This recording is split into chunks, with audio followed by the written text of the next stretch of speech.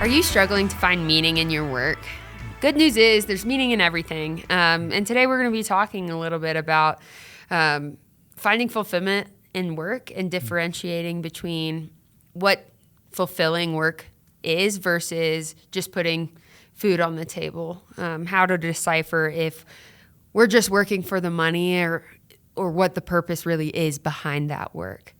Welcome back to the Light and Life podcast. I'm your host, Liza, here again with Pastor Tim. Hey, Liza. Hey. And today we are going to be talking about all of those good things. So buckle up. Here we go.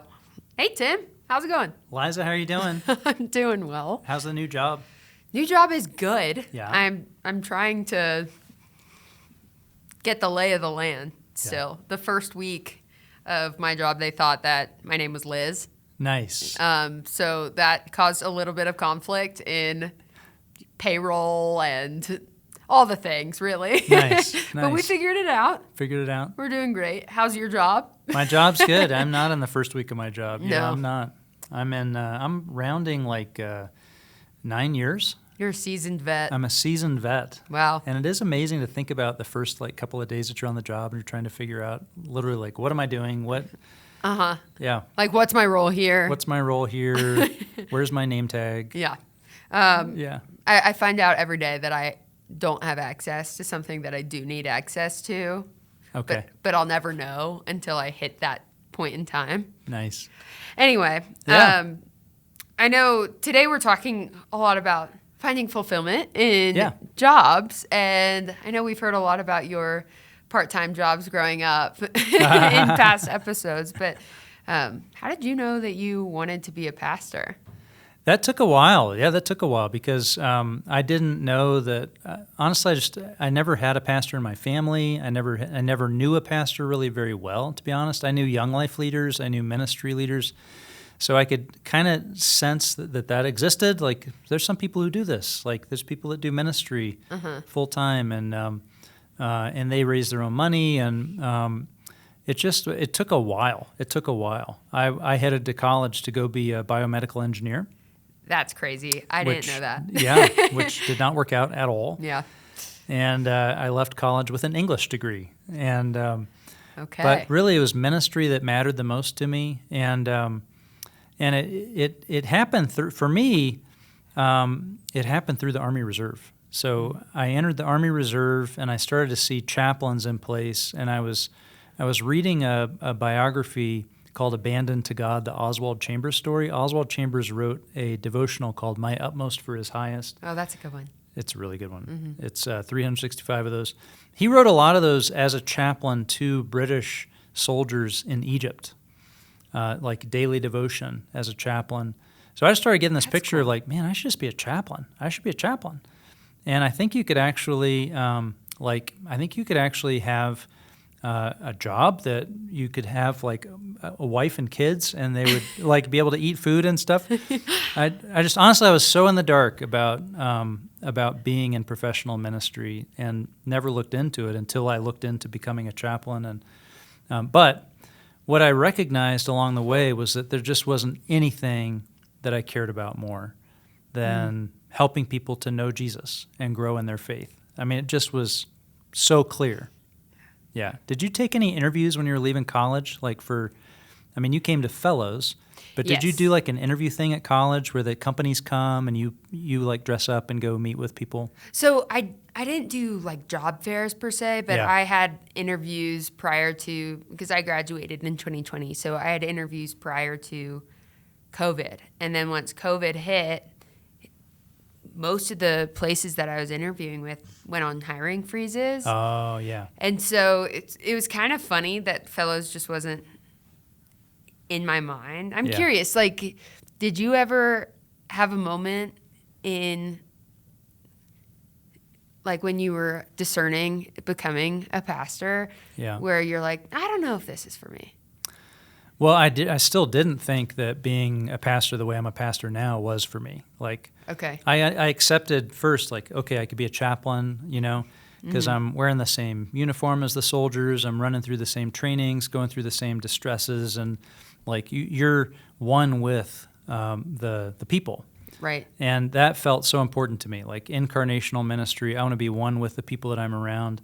And I did not like the picture of the pastor that I had in my mind of a pastor is totally different, totally separate, like behind closed doors, behind a stained glass in like a musty, church office or something, like no contact with the people. And I just didn't have that good, healthy picture. So the chaplain thing was like, okay, this could work. And then it was from that God sort of edged me into church ministry, and I saw healthy church ministry, good church ministry, and it's like, this is actually so it was years and years and years after that. But I did do a college interview. Okay. As an English major, graduating from my college. So what job was that? So I put in for like 6 interviews. Okay. Only one actually had me sit down for an interview. It was to be an underwriter for Chubb Insurance.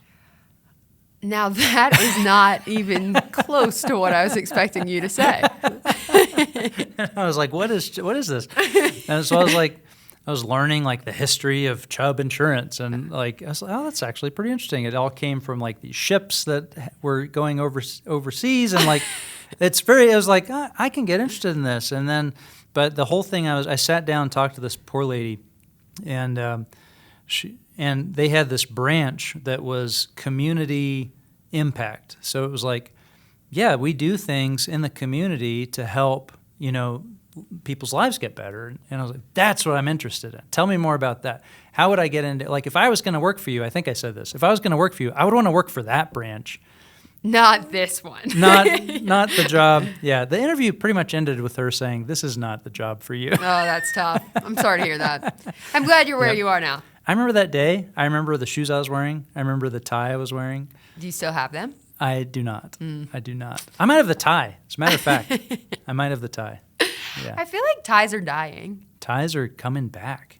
You think they're coming back? The big, thick paisley ties that I had in those days, that's like the way to go. My dad just threw away like 30, or didn't throw them away, but gave them to like Goodwill or something. Yeah. 30 ties, because he just doesn't. No, the truth is, I used to wear a tie every day. I wear a tie on Sundays. That's it. Or if I'm doing a memorial service. That's it. So, yeah, they're going out. But I've never worn a tie. Just so we're clear, everyone. Yeah. Well, so obviously, not everyone's called to pastoral ministry. And that's something that I kind of struggled with, especially doing the fellows program here in 2020, 2021. So when you're a fellow, you take a part-time internship, you go to seminary, and then you're involved in community service. And my part-time internship was with TOLI. And TOLI stands for Touch of Love International. It sounds better in Arabic. Probably, it came out of Arabic background. But what it is a microloan nonprofit in that, and they operate out of a lot of different countries and impoverished communities, but their whole goal is to amplify human dignity by creating self-sustaining communities through trade and business courses and discipleship. So, for example, someone may want to start their own sewing business. So rather than giving them money directly, $300 or something, $500. Right. Their loan is a tangible asset. So a sewing machine. And they pay it back, which then goes to another microloan for someone else so that these communities can be empowered. So it's a really beautiful mission. I really enjoyed my time there, and I struggled with deciphering if staying there was my calling or not. And I think what I've come to realize is that it was my calling for that time. And I now have that knowledge to go into the world and find purpose in other ways, but use that experience as like a grounds for it. Yeah. If that makes sense. Some people want their whole work life to be this 100% immersed in this meaningful ministry endeavor. And then other people, like, I'll keep my work life over here and I'll do my ministry over here. Yeah. it's been interesting to go from, fast-paced college life. I was working 4 part-time jobs to then going to seminary and working for a nonprofit. And I think going from a fast-paced environment to like a slower-paced, more spiritual environment was actually a really difficult transition for me. And then the transition out of it was polar opposite, where I think I just got addicted to the stress. And, I had the mentality of pressure makes diamond, so I just needed all this pressure on me to perform. Yeah. So I'm trying to detox from that a little bit, Okay. and I'm Find on the a happy new medium. journey. Yeah. I'm on a new journey. Yeah. But I remember in the fellows program we read a Tim Keller book. I can't remember what it was. Every good endeavor.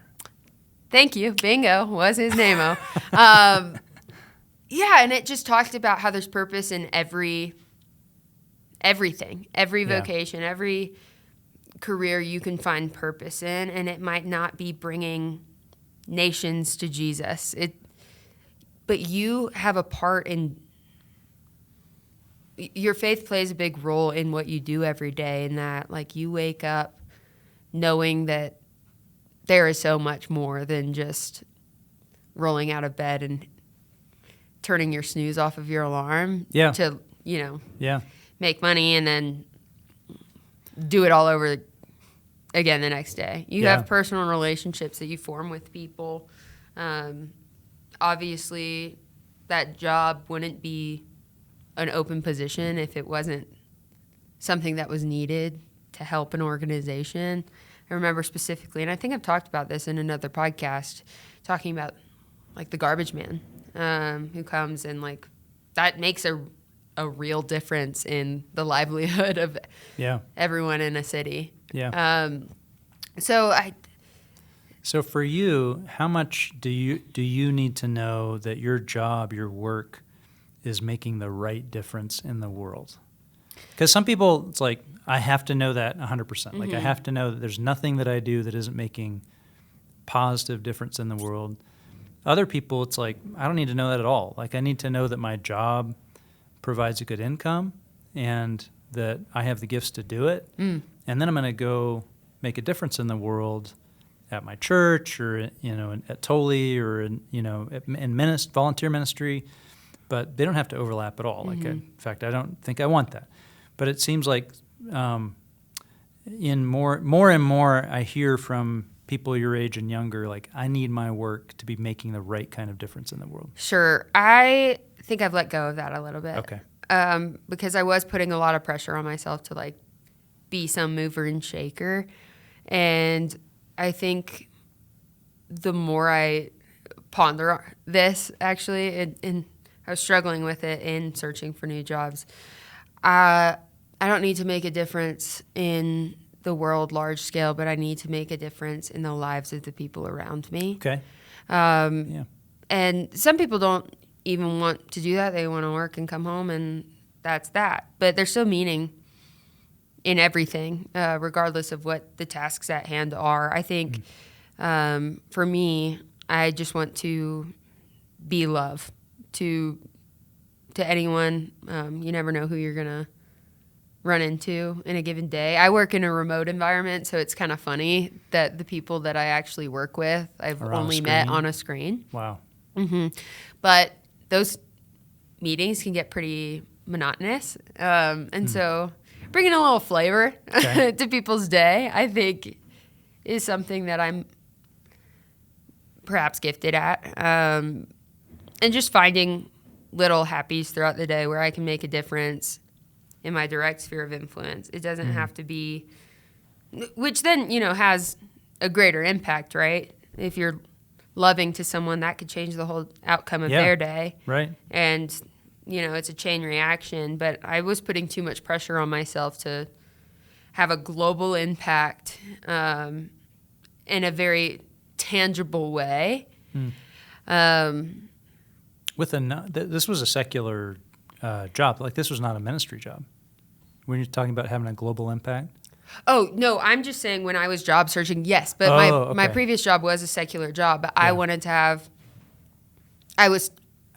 I was battling with, I don't have a global impact. Like, what am I doing? Yeah. Am I really only doing this for money? Yeah. And what's the point of money if you're not happy? Yeah. You know, because money doesn't buy happiness. Because you're miserable chasing this money. Yeah. You have high cortisol. Yeah. And the panic and. Right. Which there's ministry work that's that pace too. Oh, That's sure. Panic and high cortisol and stress and, chemical addiction to the release of the stress hormones and stuff. And Oh, yeah. like nobody can do it but me, and nobody can help but me, nobody can fix it but me, nobody, And I still struggle with that. There's Like, ministry stuff that's like that too, but yeah. yeah, so yeah. It's funny when they thought my name was wrong in my job. You should have stuck with that. I thought about it. Yeah. But it's me, Liz. But I had to either send my computer back or go into a local office. And so it was a whole IT thing. But during that week, I couldn't get any work done because I was locked out of every system. And so my roommates would come home and I'm like scrubbing the inside of the washer and dryer because I Nice. just stuck in I have to do something productive. And sometimes, it's okay to rest. Yes. But I'm so used to producing and my worth being dependent on what I produce in my mind. I know that's not right. the truth. Right. That I felt like I had to do something, if not for me or if not for my company, like my roommates must know that I clean this house or I'm so productive and I'm helping. So I don't even know how to scrub the inside of a washer and dryer. Very carefully. But That's how. I didn't know that was done. Toothbrush. I didn't know there's that was like done. weird sticky substances that you don't know what they are. Oh, I know what they are. What? They're like gum and Starburst and stuff from my kids. Oh gosh, I hope that's not the case with my stuff, but it very well could be. Pretty sure it's Sour Patch Kids and gummy bears. A little pocket stash Little of pocket Sour stash Patch Kids. of Sour Patch Kids are getting in your washer and dryer at your house. I know the people who live there. The best thing ever is when you pull something out of your dryer and it's like $20 in a back pocket. Oh yeah. That feels awesome. That's and a the win. fact that money can withstand a washer and dryer, that's the American dollar. That's the American dream. Can't defeat it. Can't defeat it. Yeah. Oh, man. So what does work do to us? What does work do to your soul? I think a lot of people really want their work they want to know that their work is making the right difference in the world. And I think, too, there's a rising sense, I think a healthy sense, that I don't want to get caught accidentally participating in something that I really find appalling or damaging or evil, and which is so healthy. I mean, for years and years, you got into the corporate stream, you got into the institutional life, and just before you know it, you look up, it's been 25 years, and you've been plugging away, and then you realize, like, whatever, our company was dumping so many chemicals in the Cuyahoga River that it lit on fire, or whatever, whatever the story is. But I think it's really healthy to think, okay, I want to know that I'm part of a larger system that I can defend what this is doing. And I think we're at a place where your generation has the opportunity to make those sorts of decisions, where in prior generations you just kind of had to take what was available to do. I remember talking to a guy who was an elder in our church in Charlottesville, Virginia, and he's a fantastic guy, just the most joyful person.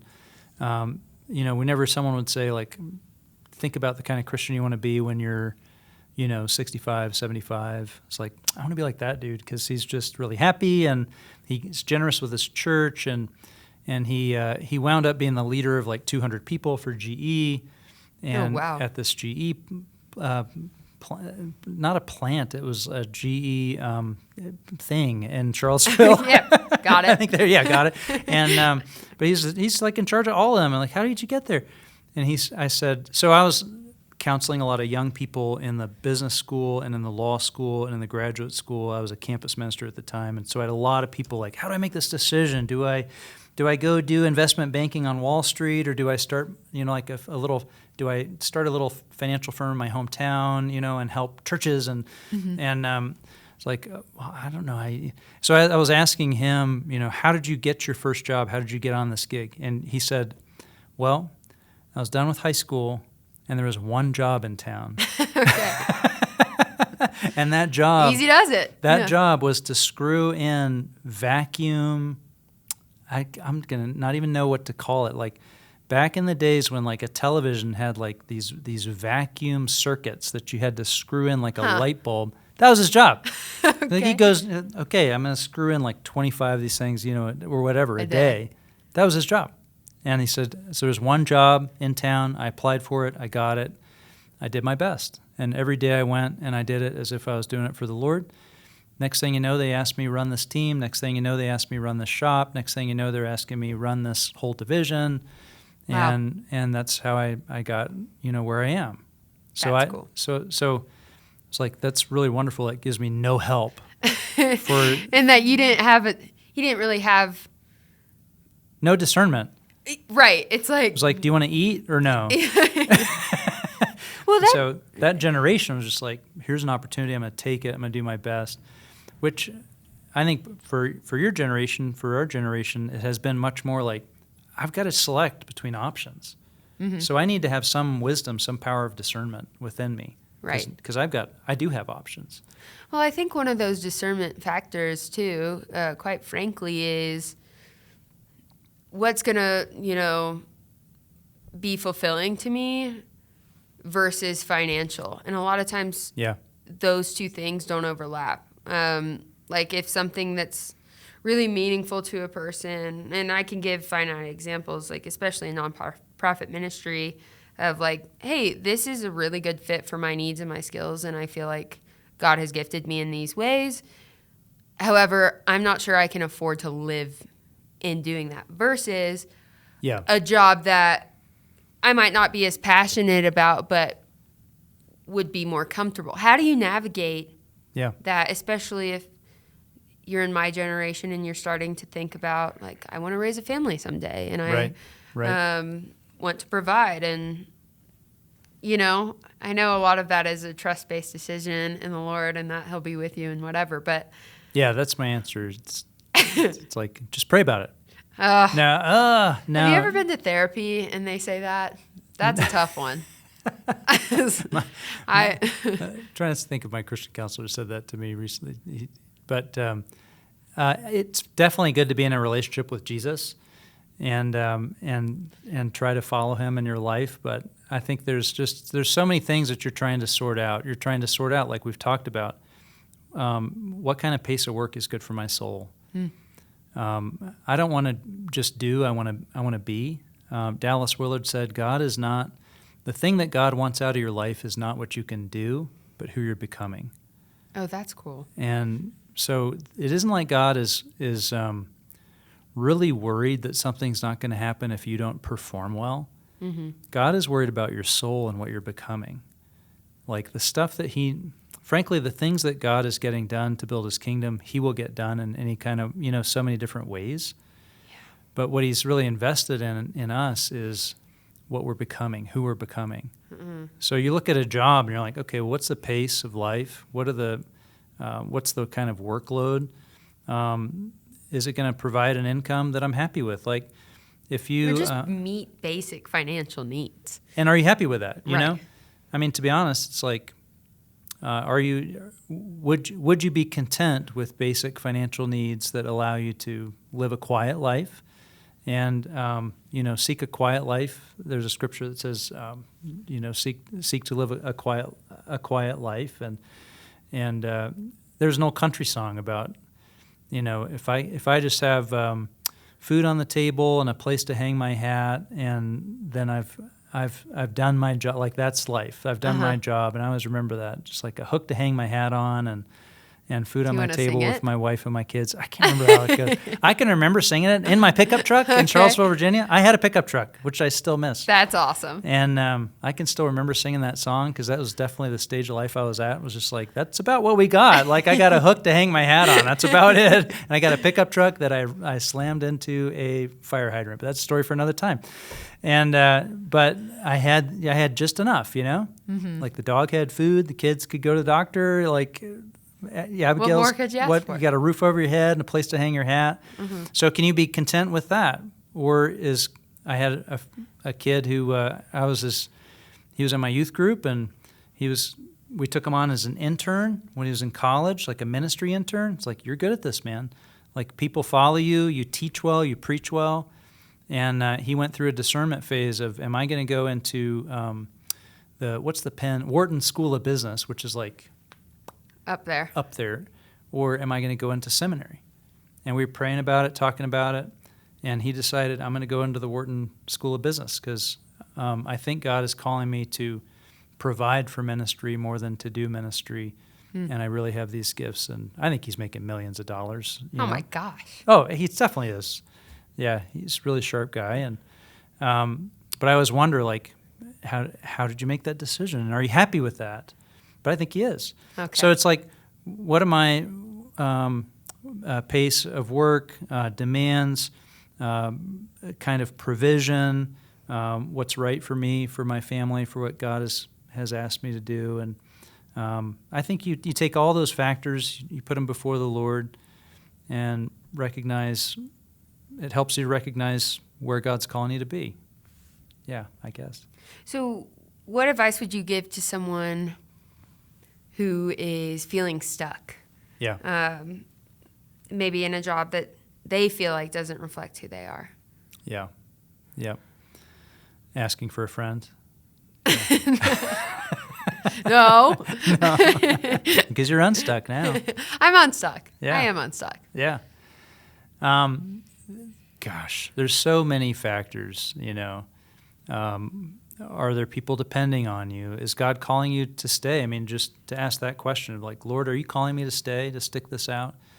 I remember a long time ago, a spiritual mentor sitting me down and taking me through, in Acts chapter 8, there's the story of Philip. Philip was one of the disciples, and he was really having a bang-up ministry in Samaria.